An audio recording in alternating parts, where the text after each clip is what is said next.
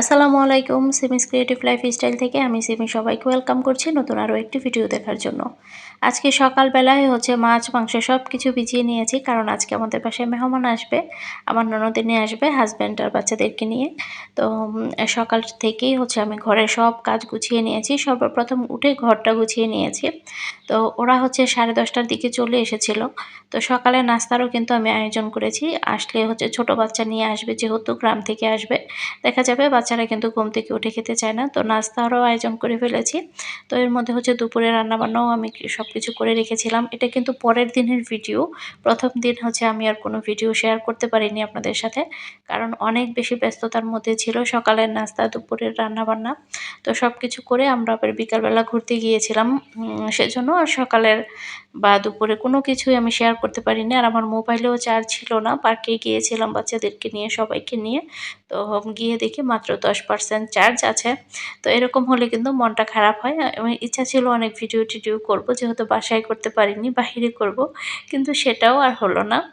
তো এখন পরের দিন, আগের দিন যেহেতু পোলাও রান্না করেছি, তো সবাই বলছিল ভাত রান্না করার জন্য।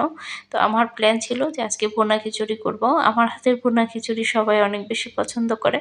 তো যাই হোক, ওরা বলছিল যে ভাত করার জন্য, তো মেহমান যেটা বলেছে সেটাই রান্না করব।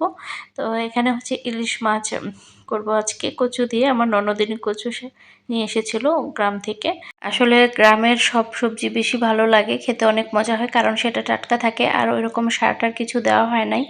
আর ওরা যেহেতু নিজেরা খাবে, সেজন্য অল্প জায়গার মধ্যেই করেছে। আমার ননদের হাজব্যান্ড বিজনেস করে, ওদের একটা কারখানা আছে বিছানার চাদরের। তো দেখা যায় উনিও ওইরকম সময় পায় না। আর ননদিনী আসার সময় কিন্তু আমার জন্য একটা বিছানার চাদরও নিয়ে এসেছে। তো সেটাও আপনাদের সাথে শেয়ার করব নেক্সট ভিডিওতে।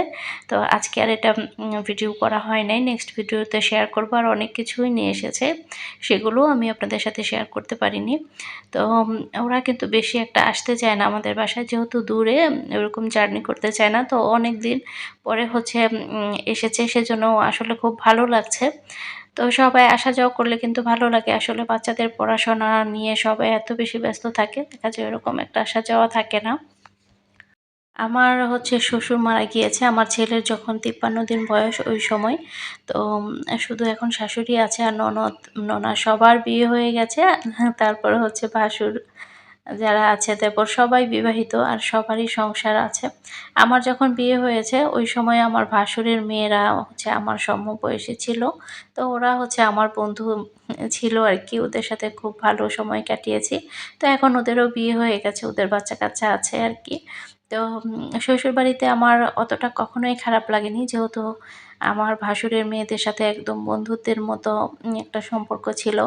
তো দেখা গেছে ওদেরকে নিয়ে আমার খুব সুন্দর সময় কাটতো। 5 বছর ছিলাম শ্বশুরবাড়িতে নরসিংদীতে, তারপর সেখান থেকে ঢাকায় আসা হয়েছে হাজব্যান্ডের চাকরির সুবাদে।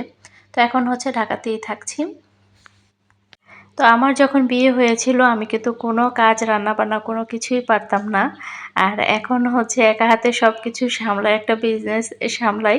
আমার শ্বশুরবাড়ি বলেন, বাবার বাড়ি বলেন, সবাই অবাক হয়ে যায় আমি কিভাবে এখন এত কাজ করি, বা এত কিছু কিভাবে পারি, ধৈর্য সহকারে কিভাবে করি, সবাই সেটা জানতে চায়। একসময় শ্বশুরবাড়ির ছোট থেকে বড় সবাই আমাকে উপদেশ দিত এভাবে কাজ করতে, এভাবে রান্না করতে, সেভাবে করতে।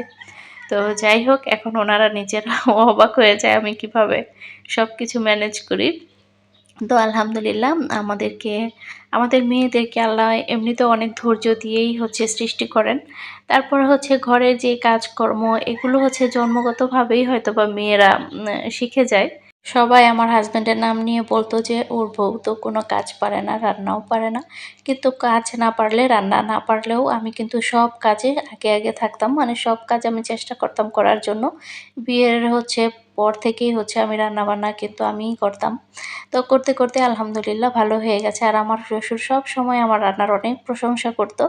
তো রান্নার কালারগুলো দেখে নিশ্চয়ই আপনারা বুঝতে পারছেন, প্রত্যেকটা রান্নাই কিন্তু মাশাআল্লাহ অনেক বেশি মজার ছিল। তো যাই হোক, বিকালবেলা আমরা ঘুরতে গিয়েছিলাম, খাওয়া দাওয়া করে অনেক শপিং করেছি। বললাম না আমার ননদিনী অনেক লিস্ট নিয়ে এসেছে, তো সে অনেক শপিং করেছে।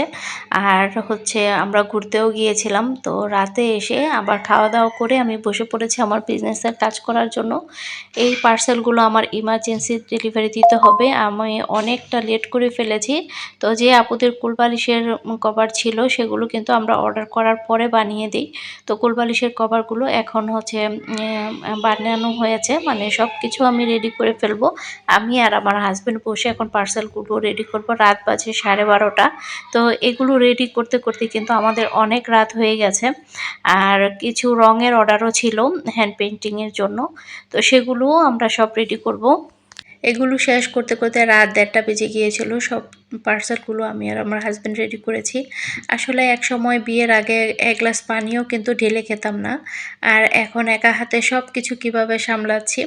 তো আল্লাহই ধৈর্য দেয় আমাদের মেয়েদেরকে। আর আমার অনেক ইচ্ছা ছিল আমি নিজে কিছু করব, নিজে কিছু ইনকাম করব ঘরে বসে। তো আলহামদুলিল্লাহ আল্লাহ আমার ইচ্ছাটা পূরণ করেছে। আর একটা মেয়ে যদি চায় সে কিন্তু অনেক কিছুই করতে পারে চাইলে, কারণ আল্লাহ মেয়েদেরকে ওইভাবেই ধৈর্য এবং শক্তি দিয়ে তৈরি করেছেন। মানসিক শক্তি, বিশেষ করে মানসিক শক্তিটা মেয়েদের বেশি। তো আজকে এখানেই শেষ করছি। আল্লাহ হাফেজ।